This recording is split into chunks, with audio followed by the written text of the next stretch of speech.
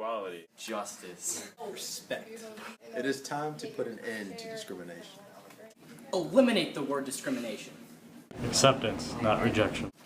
In schools, work areas, public sectors, in the government. This is what all social groups have fought for. This is what the gay rights movement.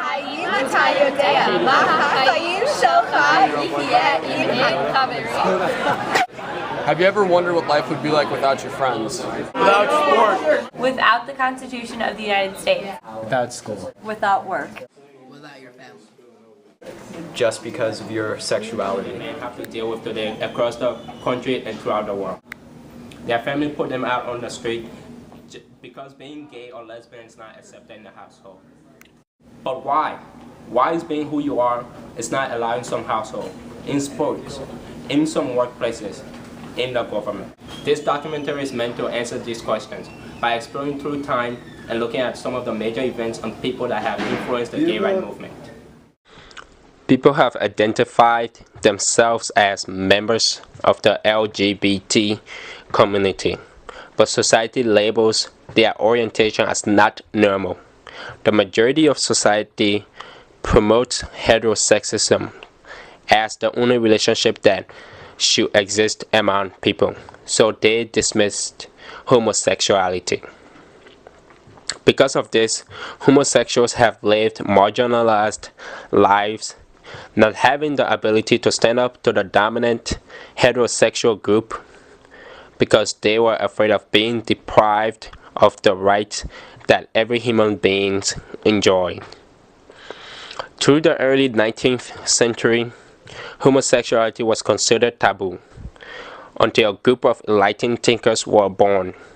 The Transcendentalists stood up against the norm of society during their time. The Transcendentalist movement was about American literary, political, social, and philosophical movement.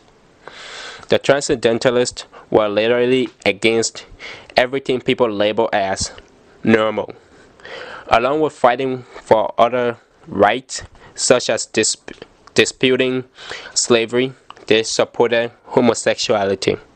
This was the first time a group stood up publicly to encourage homosexuality, and it remains the only time until the end of World War II. World War II brought forth a lot of social changes. Gay men had been participating in the war, but not as gay men. They were pretending to be straight in order to serve for their country.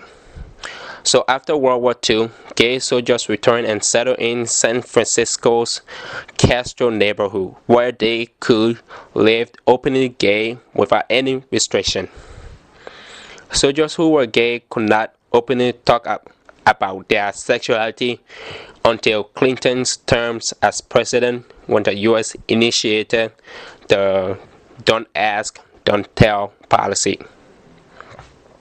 LGBT groups who were not soldiers shortly followed the act of the gay soldiers by migrating to large democratic cities such as New Orleans. That is when they began to organize, reject medical defiance labels, and they created the modern gay movement.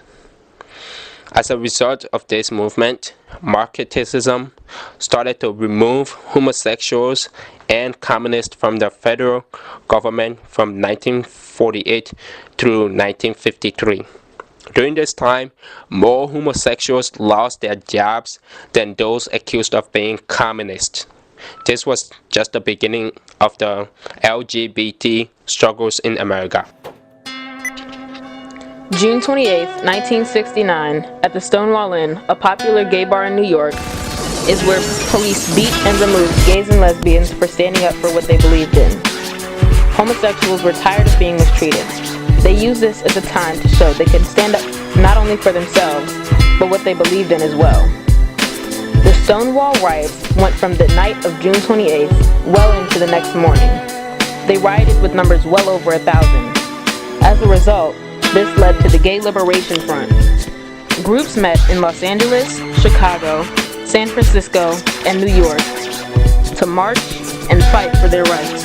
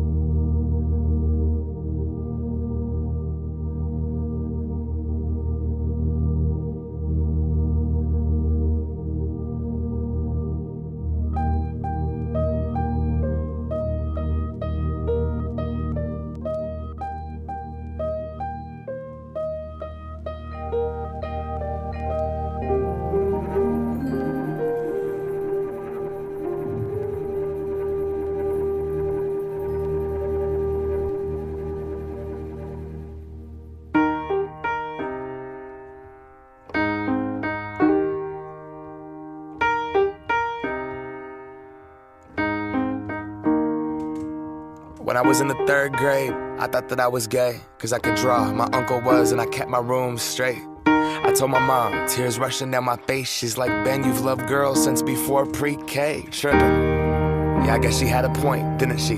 Bunch of stereotypes all in my head. I remember doing the math, like, yeah, I'm good at Little League. Hi, I'm David Fambulet, and I'm here asking Max Davis questions about gay rights movement. Max, have you ever experienced any discrimination at school or anywhere you have gone? I would have to say at school, definitely not. Never, ever, because the Evanston community is very liberal, and everyone's, or at least what shows is liberal, and everyone's really nice about things. And I've only gotten support, a few exceptions on weird occasions, which I don't even know what it was, but beyond Evanston, the school grounds, I'd say I've seen discrimination, but I have not personally had any inflicted upon myself. Do you think you choose to be gay, or like do other people like maybe not you, or do other gay people choose to be gay? No, it's not a choice. It is something that becomes apparent to you. I can personally say that it is something that you just kind of discover eventually. Because like I just made the assumption that like, oh, like I must like girls, and I was younger, like, oh, grow up and have a wife and kids and all that stuff. And in middle school, I'm like, oh, like that person's attractive, like that person's a guy. And then it took me like probably 2 years to realize that I was actually gay. I just was like, oh, I'm straight, but I like guys. And then it's like, wait, no, it doesn't make sense. Interesting. So what was your family reaction when you came out? Were they accepting of you? The initial reaction was disbelief, to be honest. I shocked them that much. They said, the first thing my mom said, which is the first thing I knew, was like, how do you know? And I was like, I just know. Like, I don't know how else to describe it to you. It's just it's hard and you know it. But then after a few months, they became less awkward about the subject. They're totally accepting of me. It's just there's a lot of awkwardness because they didn't trust me with either genders. They were like whenever I hang out with my friends, like, oh, like, are you sleeping with your friends? And like, no, like all my friends are girls. And then they're like, well, you're sleeping with guys. And I'm like, not yet. Okay. So, is there anything that prevent, like, does being gay prevent you from doing anything that you want, like, in school or anywhere else? I mean, nothing that I want to do. Like, in school, I partake in GSA, and we make sure that in the club that everyone, like, is not discriminated against, and that the community is very welcoming and loving. And it's definitely all fine here. One thing my parents always bugged me is, like, I want to be a pilot. I never wanted to join the Air Force, but for a time being, it's changed now. I technically would not have been allowed to be in the Air Force. Yeah. But I mean, it's actually been changed since domestic hotel was repealed, so everything's good. Okay. What caused you to like come out? What was like the point that forced you like right? Well, what made me like come out to everyone was because the fact that I was gay was like spreading like everywhere in high school. Like, everyone was finding out, and I was like, I might as well just tell everybody and make it clear. Because I told a few friends at first, and I was like, I'm just going to keep this on the DL. Because it was like awkward, because I didn't know how accepting people would be. But then I came to realize that everyone's been accepting, and I was like, I'll just kind of go for it. Told my family, and then I made a status on Facebook saying I was gay. And I got like 100 likes. So it's pretty awesome.